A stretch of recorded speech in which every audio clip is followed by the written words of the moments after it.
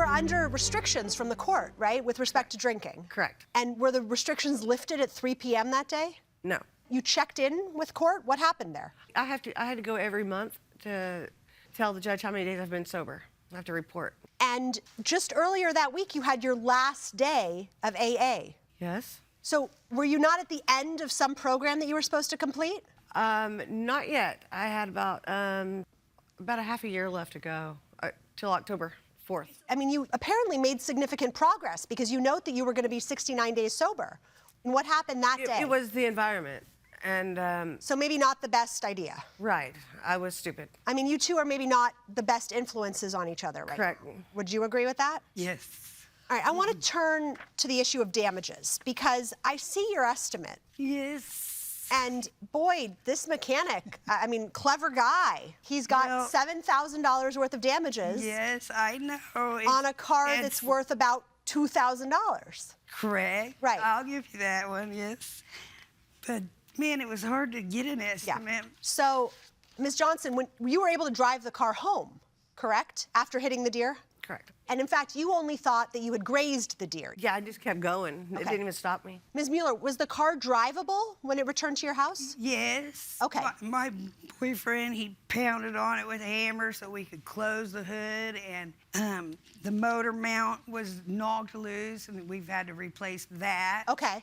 He's been helping me with the damage. Have you actually done any of these $7,000 worth of damages? Not yet. Okay, have you been driving the car for a year? Yes, my car is drivable. It's the only car we have. Have you paid for any repairs to the car yet? No. Have you needed any parts? Yeah, I paid for a motor mount.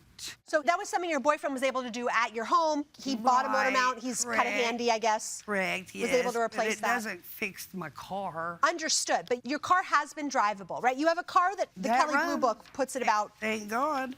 $2,000. I'm glad you do too. We're just trying to assess the damages, right? So is there any difference you've noticed once you fixed the motor mount? Yeah, the fan thing, it clanks. Okay, so the fan clanks. Because the plastics broke on it. Okay. And we've had to super glue it back together. Put some super glue on it, okay.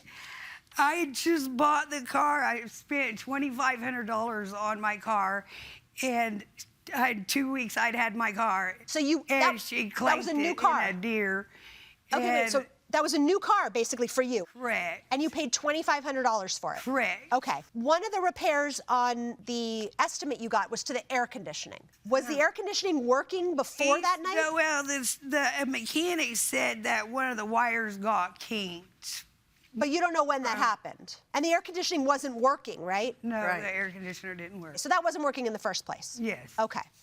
But All right. he said that it could have caused more damage to it, so whatever. We don't know which of these damages are attributable to the deer accident as opposed to pre-existing damage to an almost 20-year-old car. Correct. I'm going to go ahead and open this up to my colleagues for further questions. I'm anything good. else? No. We're going to excuse the parties while we deliberate in this matter. Thank you both very much. Ms. Mueller, Ms. Johnson, this alcohol situation has to be dealt with, right? Right. And in terms of the act of God defense, that really doesn't apply here. But it was interesting that you thought of it in that way, but it really is no defense to the accident that occurred. And so we did find that you were responsible for damaging your sister's car. The question is, what was the extent of the damage? And there's some conflicting understandings with respect to the estimates that you gave, which far exceeded the value of the price that you paid for it. So the verdict is in favor of the plaintiff for $2,500. That's the verdict of the